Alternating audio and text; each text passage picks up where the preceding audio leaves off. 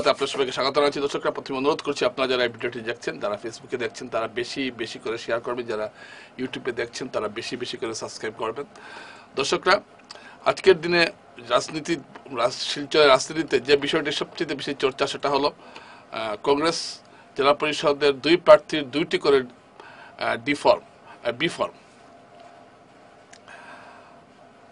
এটা একটা আশ্চর্য ঘটনা ঘটেছে দর্শকরা, এবং আপনারা জানেন যে আমি আর কি বলবো, কিছু বলার নেই। কংগ্রেসের দুজন প্রার্থী, দুটি জেলা পরিষদ আসনে দুজন প্রার্থী দুটি করে, মোট চারজন প্রার্থী বি ফর্ম দিয়েছেন, যেখানে দুটি আসলে দুটি বি ফর্ম যাওয়ার কথা। এখন বি ফর্মটা কি আপনাদেরকে বুঝিয়ে বলি। বি ফর্মটা হলো সেই ফর্ম যে ফর্মে জেলা সভাপতি সই করবেন এবং তিনি স্বীকৃতি দেবেন যে এই প্রার্থীকে আমার দল এই আসনে প্রার্থী হিসাবে মনোনীত করেছে। তখনই এই ব্যক্তিটিকে ওই সংশ্লিষ্ট রাজনৈতিক দলের প্রার্থী হিসাবে ধরা হয়। এখন কংগ্রেসের থেকে যাকে বি ফর্ম দেওয়া হবে সেই ব্যক্তিটিকে সেই বি ফর্মে স্বাক্ষর করবেন জেলা সভাপতি কংগ্রেস দলের, এবং সেই স্বাক্ষর দেখার পর জেলা নির্বাচন অফিস এই প্রার্থীকে কংগ্রেস প্রার্থী হিসাবে স্বীকৃতি দেবে। একই নিয়ম বিজেপির ক্ষেত্রেও খাটে। বিজেপি সভাপতি যখন বি ফর্মে স্বাক্ষর করবেন কোনো প্রার্থীর, তখনই সেই প্রার্থীকে প্রার্থী হিসাবে বিজেপির প্রার্থী হিসাবে গণ্য করা হবে। এটাই হলো নিয়ম। এই নিয়ম মানলে একজন প্রার্থীর একটি বি ফর্ম থাকবে, একটি আসনে একটি বি ফর্ম থাকবে, দুটি থাকবে না। কিন্তু আশ্চর্য ঘটনা ঘটলো, দুটি আসনে, দুটি জেলা পরিষদ আসনে দুটো বি ফর্ম স্বাক্ষর করা দুটি বি ফর্ম দেওয়া হলো। কিভাবে ঘটলো এই ঘটনাটা? এটা নিয়ে যে চর্চাগুলো বাজারে চলছে সেটা হলো যে, যেমন ভৈরবনগর যে আসনটি, সেখানে দুজন প্রার্থী রয়েছেন। সে দুজন প্রার্থীর মধ্যে দিলওয়ার নামে যে প্রার্থী, তাকে তিনিও বি ফর্ম নিয়েছেন, এবং সাবিনা পারভিন, দুজন প্রার্থীকে বি ফর্ম দেওয়া হয়েছে। এখন এই দুজন প্রার্থী বি ফর্ম নিয়ে দাখিল করেছেন। এখন গতকাল যে কথাটা বিভিন্ন প্রার্থীরা বলছিলেন যে এই বি ফর্ম নাকি একজন প্রার্থীকে বি ফর্ম নাকি দিয়েছেন বিধায়ক মিসবাহুল ইসলাম লস্কর, এবং সেই বি ফর্মে সভাপতি অভিজিৎ পালের স্বাক্ষর রয়েছে। আবার দিলওয়ার যে বি ফর্মটা দিয়েছেন সেটাতেও স্বাক্ষর রয়েছে। আমি যখন এই প্রতিবেদনটি আপনাদের সামনে তৈরি করছি, তখন আজকে কাছাড় জেলা পরিষদে এই বিষয়টা নিয়ে শুনানি চলছে। এবং নির্বাচনী যারা আধিকারিক আছেন তারা সবগুলো বিষয় দেখছেন। হয়তো সন্ধ্যার মধ্যে এই ব্যাপারে কি হলো সেটা চূড়ান্ত জানা যাবে। কিন্তু এটা একটা ঘটনা, এবং ঠিক একইভাবে আরেকটি আসনে, কাঠিগড়ার একটি জেলা পরিষদ আসনেও একই ঘটনা ঘটেছে। তো সেখানেও কি বিধায়ক কোনো বি ফর্ম দিয়েছেন সভাপতির স্বাক্ষর করা? এটা নিয়েও একটা চর্চার বিষয় চলছে। আমার প্রশ্ন, এখন জেলা কংগ্রেস সভাপতি অভিজিৎ পাল তার ব্যক্তিগত কারণে দুদিনের জন্য ছুটি নিয়েছিলেন তার কাজের জন্য। এরপর এই ঘটনাগুলো ঘটেছে। আচ্ছা, এখন অভিযোগটা আসছে বিধায়কদের বিরুদ্ধে, যে বিধায়করা এই বি ফর্মগুলো দিয়েছেন। সভাপতি আগেই স্বাক্ষর করেছেন, যেহেতু তিনি ছুটিতে স্বাক্ষর করেছেন। যাই হোক, তো এই যে একটা যে এলোমেলো ভাব, যে আমি এখানে কাউকে দোষারোপ করছি না, একটা প্রধান বিরোধী দল হিসাবে কংগ্রেসের যে দায়িত্বশীলতা দেখানোর কথা ছিল সেটা কংগ্রেস দেখাতে পারেনি। এটা ঘটনা না হলে এত একটা অবস্থা হতো কিভাবে? ধরুন জেলা সভাপতি দিয়েছেন, বিধায়ক সেটা জানেন না, দুজনেই দিয়ে দিলেন। অর্থাৎ একটা কোন জায়গায় একটা সমঝোতার একটা অভাব ছিল, যার জন্যই ঘটনাটা ঘটেছে। আরেকটা আশ্চর্য ঘটনা, কোনো প্রার্থী তালিকা প্রকাশ করে দিই কংগ্রেস। শিলচরও করেনি, করিমগঞ্জও করেনি, কোনো প্রার্থী তালিকা। এই প্রথম আমি দেখলাম যে কংগ্রেস কোনো প্রার্থী তালিকা প্রকাশ করতে পারল না। এবং মনোনয়নপত্র জমা দিলেন কংগ্রেস যারা নির্বাচিত কংগ্রেস প্রার্থীরা, তাদের সঙ্গে দলের কোনো নেতা নেই। একটা মিছিল করে সুন্দর করে যাওয়া, এসব কিছু নেই, যেটা কংগ্রেসের চিরাচরিত একটা ঐতিহ্য ছিল। আমরা গত পঞ্চায়েত নির্বাচনও দেখেছি, তখনও কংগ্রেসের অবস্থা ভালো ছিল না। কিন্তু তারপরও সুন্দর করে মিছিল করে মনোনয়নপত্র জমা দেওয়া হয়েছে। তখনও কিন্তু টাকার তখনও কিন্তু টিকিট বন্টনে অনিয়মের অভিযোগ, টাকা লেনদেনের অভিযোগ উঠেছিল। টাকা লেনদেনের অভিযোগ তো উঠেছিল 1912 সালেও। খুব সন্তোষমান দেব বলেছিলেন যে জেলা সভাপতি টাকা দিয়ে টিকিট দিয়েছিলেন। তারপরেও কিন্তু এরকম অব্যবস্থা হয়নি, সবাই একই সঙ্গে গেছেন, মনোনয়নপত্র জমা দিয়েছেন। এবার যে কি হলো যে কোন একটা কংগ্রেস বলে যে একটা দল যেখানে লড়ছে সেটা বুঝেই যাচ্ছে না। কংগ্রেসের প্রার্থীরা আছেন, ঠিক আছে, প্রার্থীরা নিজের নিজের তাগিদে গেছেন, তারা মনোনয়নপত্র জমা দিচ্ছেন, নিজেরটা নিজে দেখছেন। দল থেকে যে একটা পরিচালনা করে সব কিছু নিয়ে বিজেপি অফিসে গিয়ে আমি আপনাদের চিত্র দেখিয়েছি, সব উকিলরা বসে আছেন এবং মনোনয়নপত্র পরীক্ষা করা হচ্ছে। কংগ্রেস অফিসে এই দৃশ্য নেই। এই যে একটা অব্যবস্থা, এভাবে করলে কি কংগ্রেসের পক্ষে কি বিজেপিকে মোকাবিলা করা সহজ হবে? যারা বলছেন যে 2026 সালে বিজেপিকে হারিয়ে বা বিজেপি বিজয়রথ আটকে দিয়ে কংগ্রেস ক্ষমতায় আসতে পারে, তারা এই দৃশ্য দেখার পর তারা কি বলবেন? শুধু যে বুঝতাম কাছাড়াটা হয়েছে এটা নয়, করিমগঞ্জে, হাইলাকান্দিতে, আরো অনেক জেলায়, অর্থাৎ সংখ্যালঘু যেখানে যেখানে আছেন সেখানেই একটা অবস্থা হয়েছে। আবার হিন্দু এলাকায় কোনো টিকিট নিয়ে কোনো চাহিদা নেই, হাহাকার নেই। তো এই যে একটা কথা, এবং শোনা যাচ্ছে যে এসব ক্ষেত্রে বিরাট টাকার লেনদেন হয়েছে।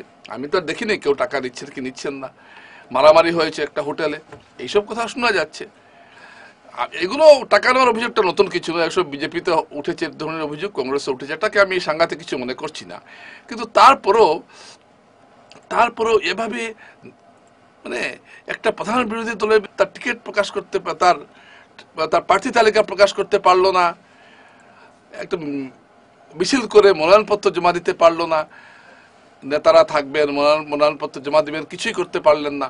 এসব যে বিজেপি কংগ্রেসের যে দুজন বিধায়ক আছেন, এর মধ্যে মিসবাহুল ইসলাম লস্কর যে অভিজ্ঞ বিধায়ক এবং তার একটা সামাজিক সম্মান প্রতিপত্তি, বিদ্বান ভদ্র ব্যক্তি, তার মতো ব্যক্তির বিরুদ্ধে এখন এই ধরনের অভিযোগ উঠছে, এটা অত্যন্ত দুঃখজনক ঘটনা।